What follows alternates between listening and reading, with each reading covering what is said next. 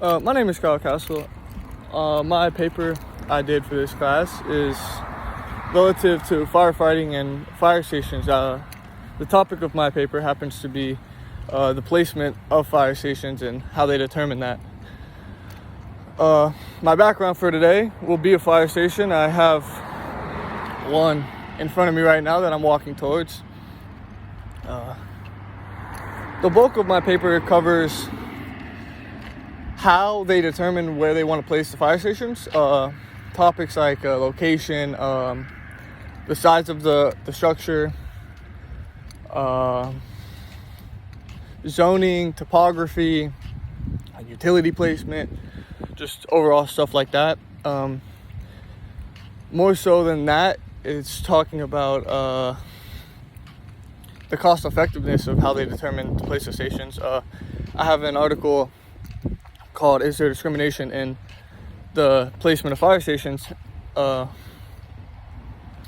it talks about in the experiment they did. They found there's no discrimination about it, but it was more so about the low income versus high income communities. The study ended up finding that there's no discrimination, but it's based more so off population density. So in what would be it was San Diego County, what would be a high population density would have more fire stations to properly respond to more emergencies than have ineffective coverage over a wide range. Most of location is arguably the main factor when determining fire station placement. Like this one is right next to two schools and in a large community, which would be a pretty good place. But location overall it has to do with response times. The NFPA, which is the National Fire Protection Agency, has two NFPA standards for response times, and it's NFPA 1710 and NFPA 1720. 1710 has to do with departments that are over 80% firefighters or career firefighters, while 1720 is dealing with departments that are over 80% volunteer firefighters. Because of the volunteer firefighters being volunteered, not getting paid, and stuff like that, they have completely different outlines. The career firefighters have, I think, 5 minutes and 20 seconds to be on scene and have an attack ready. Obviously, it varies. With 1720, you can see it varies by people they have per square mile.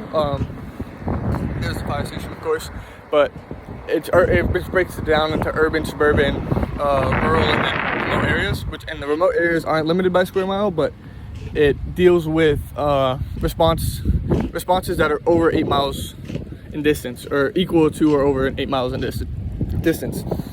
Another thing I wrote about was, the thrift of it all.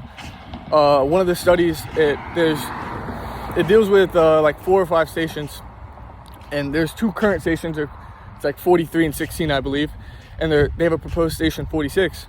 The proposed station 46 was in a better location than the other 2, and in fact would save them money by building that one and removing the other 2, because they would combine the stations, and it would save money. They would have better responses. They would be able to cover more area than any other station that they had. So just like as they planned it, not as they planned it, but when you do research into where you want to go, it shows that you can find a better location that can be more suitable and more effective and efficient for, the amount of taxpayer dollars that you're using. Zoning is all. I had zoning listed throughout the essay. Zoning is a relatively minor topic. Same with the topography, but it does play a factor into the role of or where you want to build your station. Also with the utilities, something like the electrical lines. Say you have a ladder truck apparatus in a station, you don't want overhead electrical lines running over top. That could be in the way of drills or procedures you want to do throughout the day. Other than that, that's pretty much the bulk of my paper. Thank you.